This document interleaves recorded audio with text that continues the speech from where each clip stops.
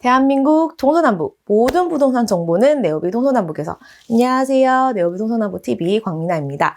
아는 만큼 여러분의 재산을 지킬 수 있습니다. 요즘 부동산 거래를 하다 보면 등기부를 보게 되는데 거기에는요, 아무것도 없는 경우도 있지만 저당권이나 근저당권 등의 표시가 되어 있는 경우도 쉽게 찾아볼 수 있습니다. 솔직히 거래하기에 가장 안전한 부동산은요, 등기부에 아무런 표시가 없는 게 제일 좋지만 그럼에도 불구하고 사정에 따라서 저당권 등의 표시가 되어 있는 것을 거래해야 하는 상황도 생기기 마련인데요. 혹시 모를 상황에 대비하여 여러분의 재산을 지키고 싶다면 오늘 알려드리는 부동산 상식 꼭 한번 제대로 체크해 보시면 좋을 것 같습니다. 영상 시청 전 좋아요와 구독 많이 부탁드리고요. 지금 바로 확인해 보도록 하겠습니다. 김혜주 공인중개사님 나와주세요.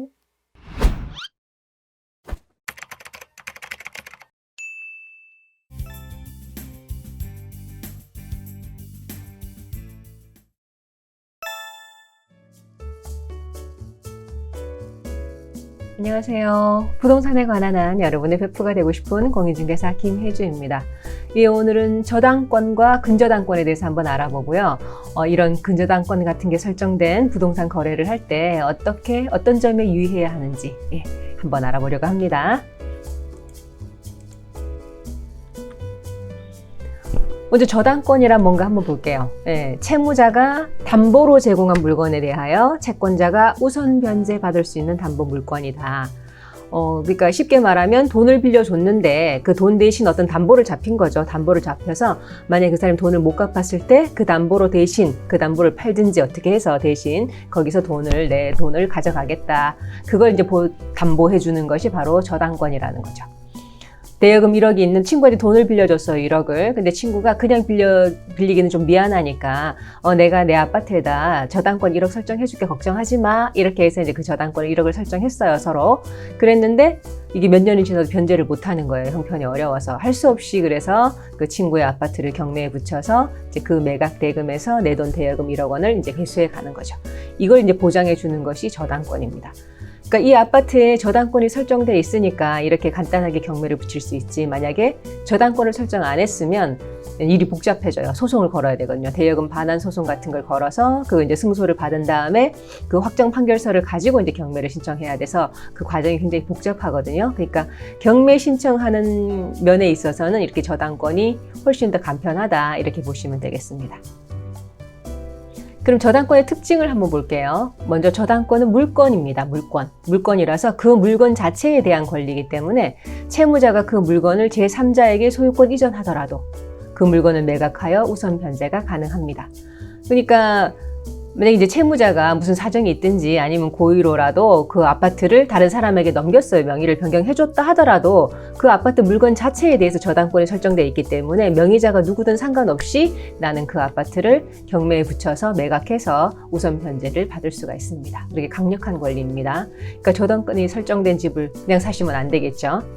그리고 이 저당권은 담보물건입니다. 담보물건이라서 피담보 채권이 소멸하면, 그러니까 채권을 담보하기 위해서 생긴 물건이잖아요. 그러니까 그 채권 자체가 소멸해버리면, 만약에 친구가 나한테 대여금 1억을 갚아버리면 저당권은 자동으로 실효가 됩니다.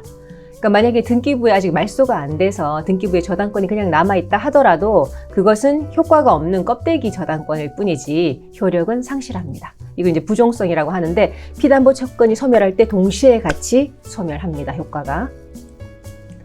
그럼 저당권의 효력을 한번 볼게요.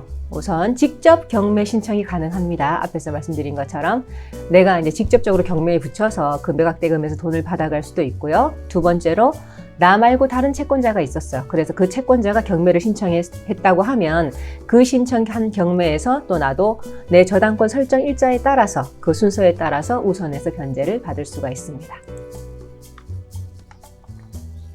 그럼 저당권의 효력이 미치는 범위 한번 보겠습니다. 저당권으로 뭐까지 보장할 수 있나, 이런 이야기죠. 먼저 원본이 내가 빌려준 대여금 1억 원이고 그에 따른 이자, 위약금, 그리고 채무가 불이행된 거에 대해서 따르는 손해배상, 이렇게까지 이 저당권이 보장을 해줍니다.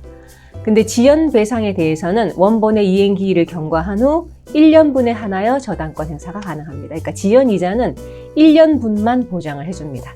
이게 이제 근저당권과 다른 점이고 이것 때문에 이제 은행에서는 보통 저당권이 아니라 근저당권을 설정합니다. 그럼 근저당권이란 근자가 하나 더 붙었어요. 계속적인 거래 관계. 그러니까 아까 저당권은 한 번이라면 근저당권은 계속적인 거래 관계로부터 발생, 소멸하는 불특정 다수의 채무를, 그러니까 채무액이 딱 확정된 게 아니라 자꾸 변한다는 거죠. 채무를 일정한 한도에까지, 이게 채권 최고액인데 일정한 한도에까지 담보하기 위하여 설정하는 저당권, 그러니까 특수 저당권이 되겠습니다. 그것을 근저당권이라고 합니다. 그럼 이제 저당권과 근저당권을 비교하면서 한번 설명을 해드려 볼게요. 그러니까 저당권은 일회성 거래, 한번 뭐 대출 한번 받았다. 그럴 때 이제 잡는 것이 이제 저당권이고요. 그렇기 때문에 금액이 딱 특정됩니다. 그 금액 하나 특정이 되고, 아까 앞에서 말한 것처럼 채권을 갚아버리면, 피담보 채권이 없어지면은 효력이 저절로 자동으로 상실됩니다. 등기가 남아 있더라도.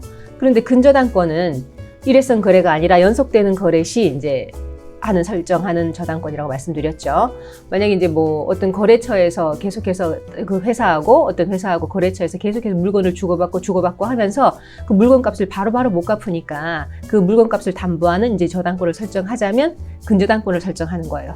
채권을 계속 채권이 늘어날 수도 있고 또 줄어들었다가 다시 늘어날 수도 있고 계속 이러니까 그런 연속되는 거래 시 근저당권을 설정하는 겁니다. 이런 경우에 이제 금액을 특정할 수가 없기 때문에 채권 최고액이라고 해서 총 한도액을 이제 설정해 놓는 거예요. 요 한도 이하에서 왔다 갔다 할 수 있게. 보통 실제 채권액에 만약에 대출을 받았다면 실제 채권액의 120% 내지는 130% 정도를 설정합니다. 보통 이제 제1금융권 은행 같은 데서는 120%를 설정하고요.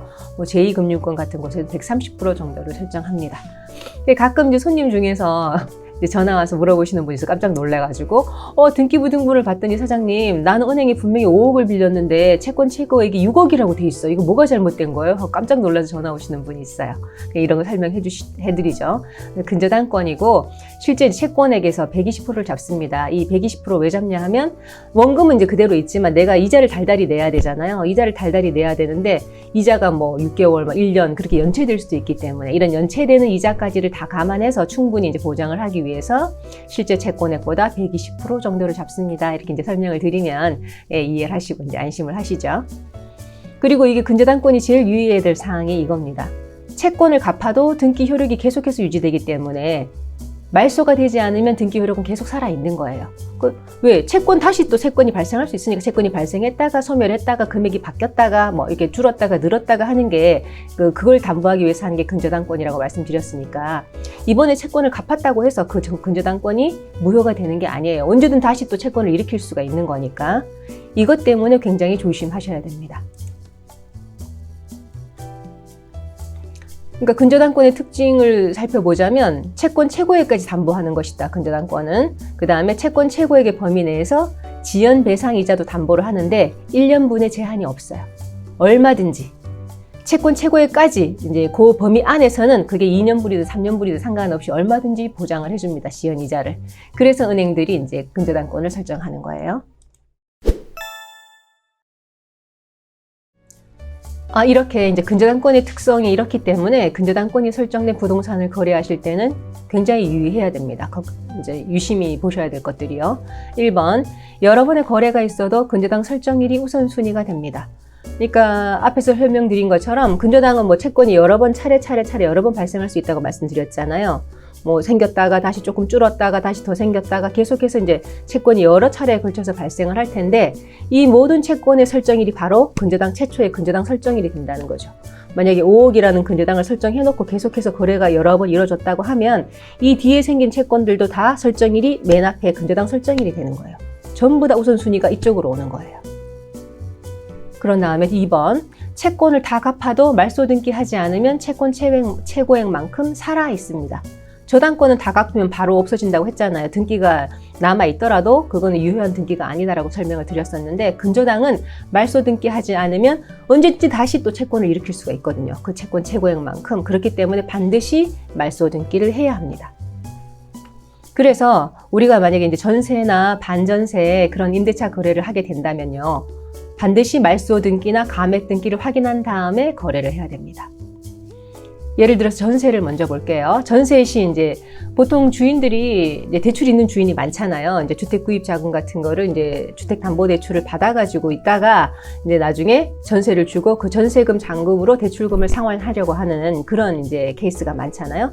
그러면 저희가 이 전세 계약을 할 때 계약서에다 특약사항으로 그렇게 적습니다. 그러니까 얼마 대출 현재 있는 거 확인하고 채권 최고액 얼마 있는 상태의 계약이다라고 적고 이 채권 최고액은 잔금 시 전액 상환하고 말소 등기 접수하는 조건임. 이렇게 이제 저희가 특약사항에 적어드리거든요. 그러면 이제 전세 잔금날 다 같이 만나서 임차인과 임대인과 저희 부동산이 만나서 대출을 직접 이제 상환을 하는 거예요. 그래서 제가 이제 임대인에게 미리 이제 안내를 해놓죠. 전날에 미리 안내를 해서 은행에 연락하셔서 내일 내가 원리금을 다 갚으려고 하는데 원리금 다 내일 갚아야 되는 금액은 얼마이며 어느 계좌로 넣으면 되겠냐 이렇게 미리 물어보셔라. 그럼 은행에서 금액과 이제 가상 계좌번호 하나를 알려줍니다. 알려주면 그 계좌번호에다가 우리가 보는 앞에서 직접 그 자리에서 입금을 하는 거예요. 입금을 하고 다 상환됐다는 문자, 다 입금했다는 문자 그걸 우리한테 보여주거나 캡처를 해서 이제 하나씩 보내주는 겁니다. 그럼 대출 상환은 눈으로 직접 봤죠. 직접 봤는데 말소 등기도 또 접수해야 되는 거거든요. 근데 말소 등기는 은행 가서 접수를 해야 돼요. 여러 가지 서류를 또 넣어야 되는 게 있어가지고 그럼 말소 등기 접수하러 이제 은행에 갔으면 은행에서 나중에 접수증을 주거나 아니면 이제 등기를 접수할 때 등기비를 이제 등기 신청비를 내야 되거든요. 그 입금증. 그러니까 접수증이나 입금증 둘 중에 하나를 사진 찍어서 저에게 보내주세요. 제가 미리 이렇게 안내를 해놓습니다. 그럼 이제 은행 가셔서 등기 접수한 다음에 접수증을 저한테 보내주시거든요. 그럼 제가 그걸 이제 임차인에게 보내드리죠. 그러면 이제 등기가 말소되는 데는 또 한 3, 4일 이제 시간이 걸려요. 그럼 3, 4일 뒤에 등기부 등본을 떼가지고 그 근저당권이 다 말소됐다는 것을 이제 임차인에게 보내드려서 이제 확인시켜 드립니다. 이렇게 이제 거래를 진행하고요. 그러니까 반드시 말소 등기 접수하는 걸 확인해야 됩니다. 그런 다음에 이제 만약에 반전세라면 주인이 이제 내가 한 5억 정도 대출을 받아서 저기 근저당권은 6억 정도, 채권 최고의 6억 정도의 근저당권이 하나 있는데 대출을 다 갚았어요. 다 갚고 1억이 남았단 말이에요. 1억이 남았는데 그러니까 1억을 갚을 수는 없어서 그냥 내가 반전세로 진행을 하겠다. 요 1억 정도 남겨도 되지 않냐. 만약에 10억짜리 아파트라면 그렇게 이제 서로 그게 합의가 돼서 이제 반전세를 들어오기로 했어요. 그러면 그렇다고 해서 주인의 말만 믿고 1억 남았으니까 뭐 괜찮겠지 하고 그냥 들어가시면 안 된다는 거죠. 언제든지 근저당권 채권 최고의 한도 내에서는 다시 대출을 일으킬 수가 있기 때문에 반드시 감액 등기를 해달라고 요청을 해야 돼요. 그러니까 저희 같은 부동산이 이제 계약서에 이제 그렇게 특약을 적어드려야죠. 언제까지 기간을 정해서 뭐 일주일 내, 2주일 내 감액 등기하는 조건임. 이렇게. 그래서 이제 만약에 이제 반전세 잔금일이 오면 미리 그 전에 감액 등기가 다 됐는지 등기부 등본을 떼서 감액 등기 됐다는 걸 확인을 하고 잔금을 이제 송금해 드리는 겁니다.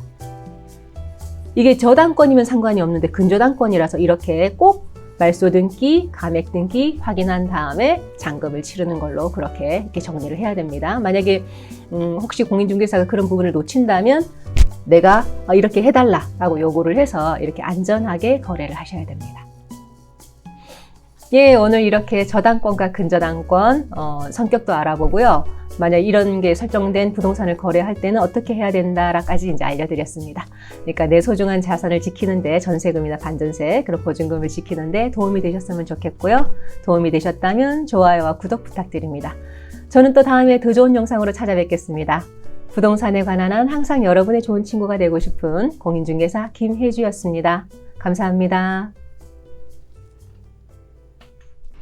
네, 오늘 저당권과 근저당권에 대해서 정리를 해드렸는데요. 내가 거래하려고 하는 부동산에 저당권과 근저당권이 보인다라고 한다면 오늘 알려드린 내용 참고하셔서 부동산 거래로 피해보시는 일 없으셨으면 좋겠습니다. 오늘도 함께해 주신 애청자 여러분께 진심으로 감사드리며 다음에 더 알찬 정보로 찾아뵙겠습니다. 지금까지 네오비 동서남부TV 광민아였습니다. 감사합니다.